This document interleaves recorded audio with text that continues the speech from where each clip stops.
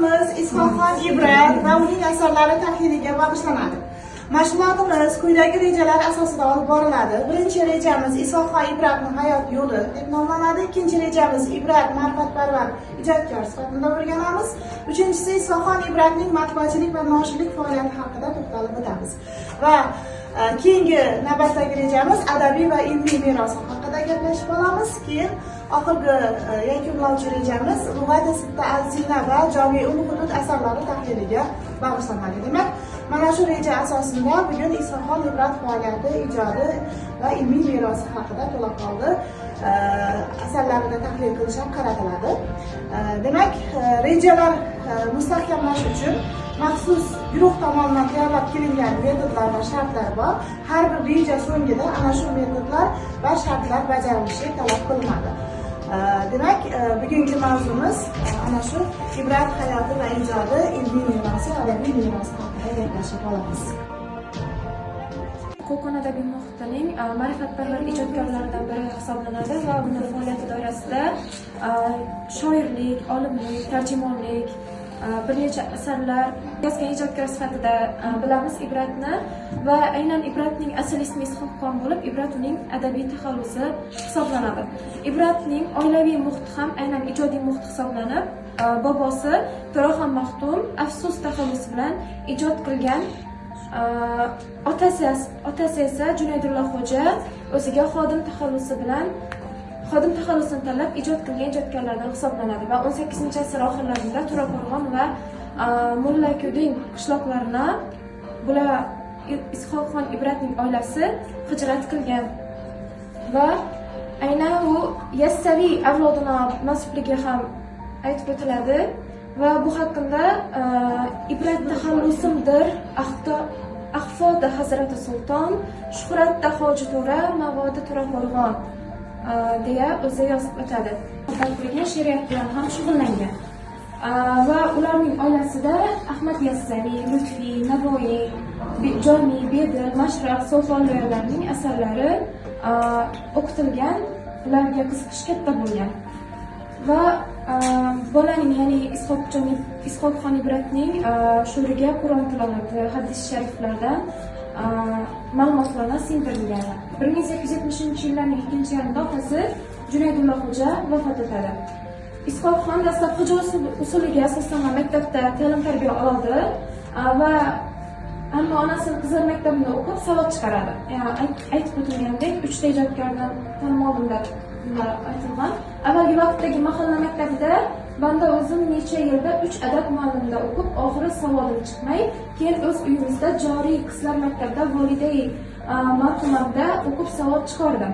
2 sanat qiblaga oqimda husniyat mashq etdim. Xurubiy o'z maktabida faqat quruq yod olish bilangina cheklanmaydi, balki qizlarga yozishni, husniyatni ham o'rgatadi va mashq qildiradi. Va bundan tashqari o'sha davrda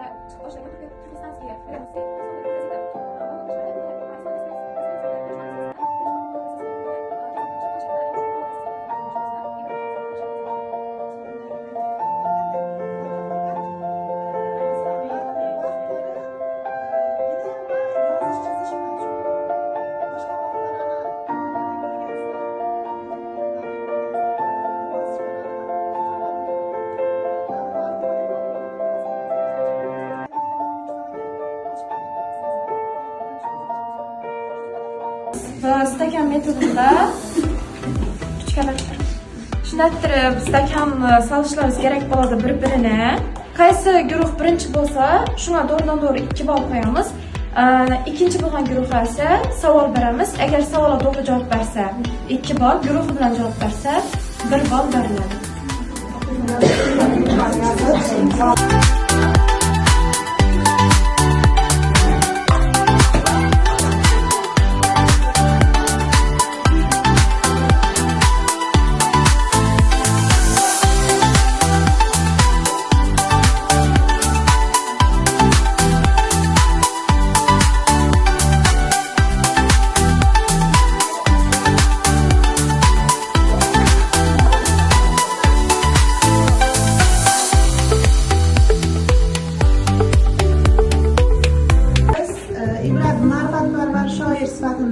ochiqlanishi kerak.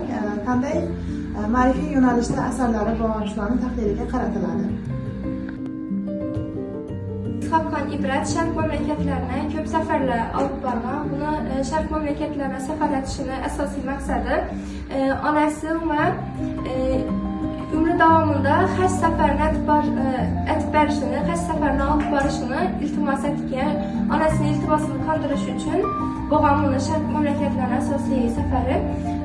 Uni keyin bir ikkinchi maqsad undan Sharq mamlakatlarini hayotini, madaniyatini, keyin shularni yaqindan tanishish bo'lgan maqsadi. Umrim naqdi havas bozorida kechirmak taqozosiyle o'lib sindim, ya'ni sindim.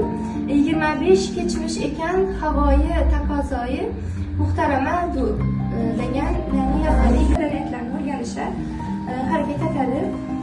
Uni tilini, san'ati bilan yaqindan tanishadi, o'rganadi, ilmiy asarlar uchun qimmatli ma'lumotlar to'playdi.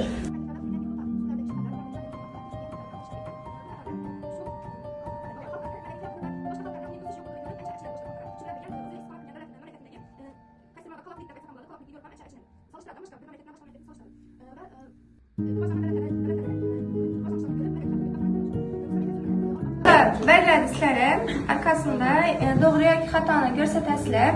Men 12 dona savol tayyorlab qo'yibman. Savol emas, ma'lumot tayyorlab qo'yibman. Shu ma'lumotlar to'g'ri yoki xatoligini aytasizlar. Nereda xatoligini aytasizlar.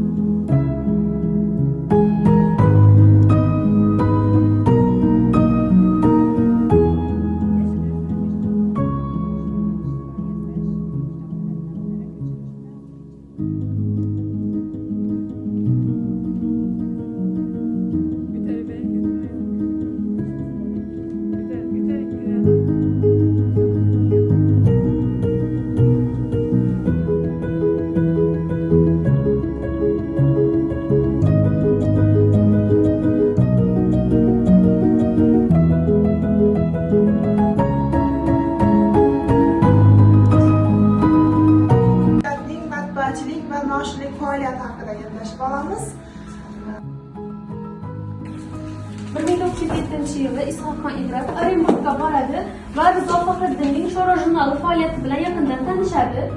U Orenburgda Goffman degan matbaachidan pulini 10 yil mobaynida to'lash sharti bilan 1991-yilda chiqqan litografik mashina sotib oladi.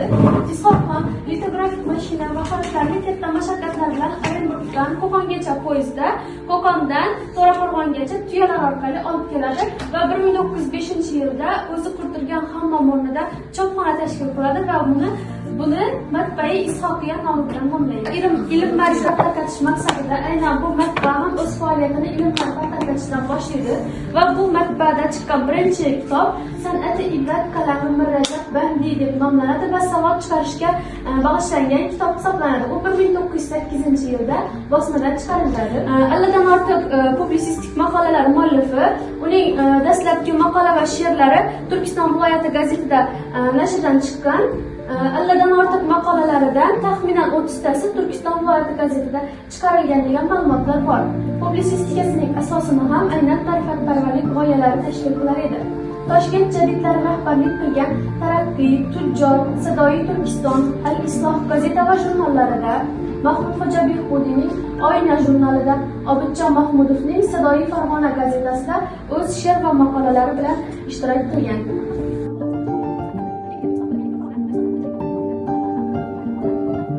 Bu kabi maktablarni tanqid qilib, o'z maqolasida bolalarni eski maktablar ila jamoalarga taqsim qilib, kelish ketish, kaltak ila qamchi masalalarini isloh qilmoq albatta zarurdir.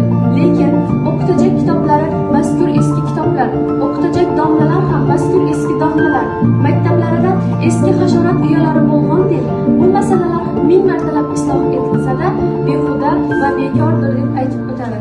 London umumiy xabar xursandi nomli maqolasida temir yo'l va Sirdaryo ko'prik qurilishida qo'yib kelgan zamona texnikasiga, ilm-ma'rifatiga, xalq qudratiga, mehnatiga tasannolar aytadi, ularni xursandlik to'yida qatnashishga da'vat etadi.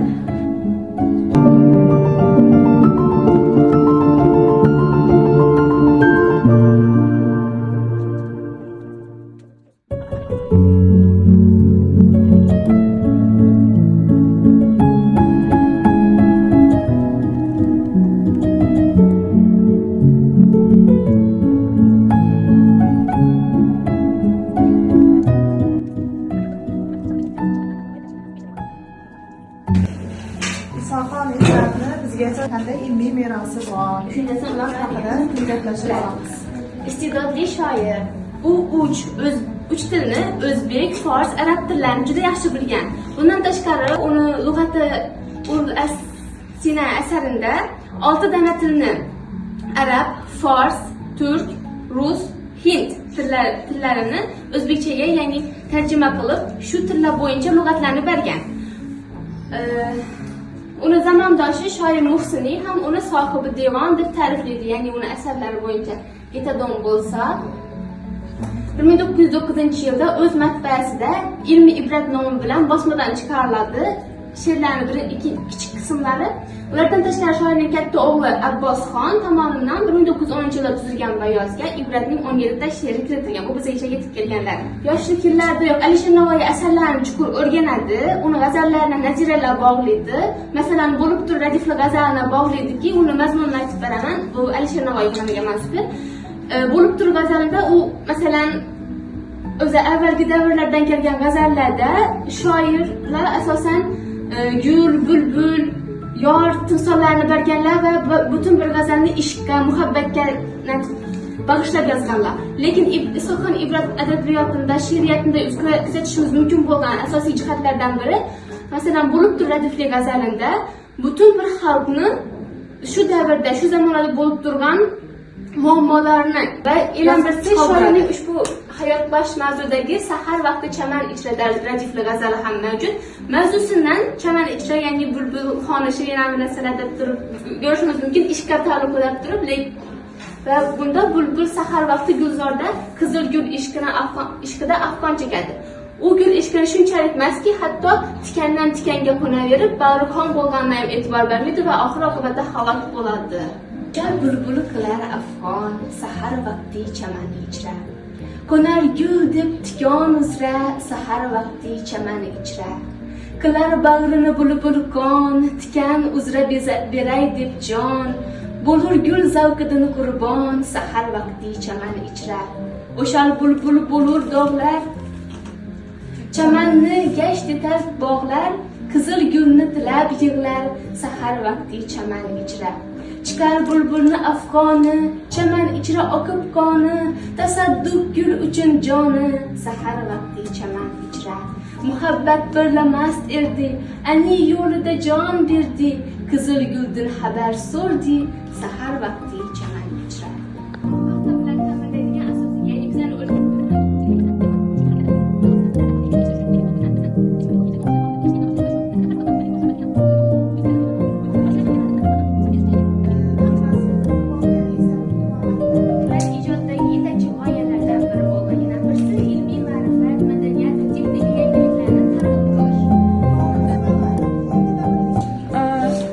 Natijalarga to'xtaladigan bo'lsak, birinchi guruh 14 ball, ikkinchi guruh 17 ball, to'rtinchi guruh 22 ball va beshinchi guruh 17 ball oldi.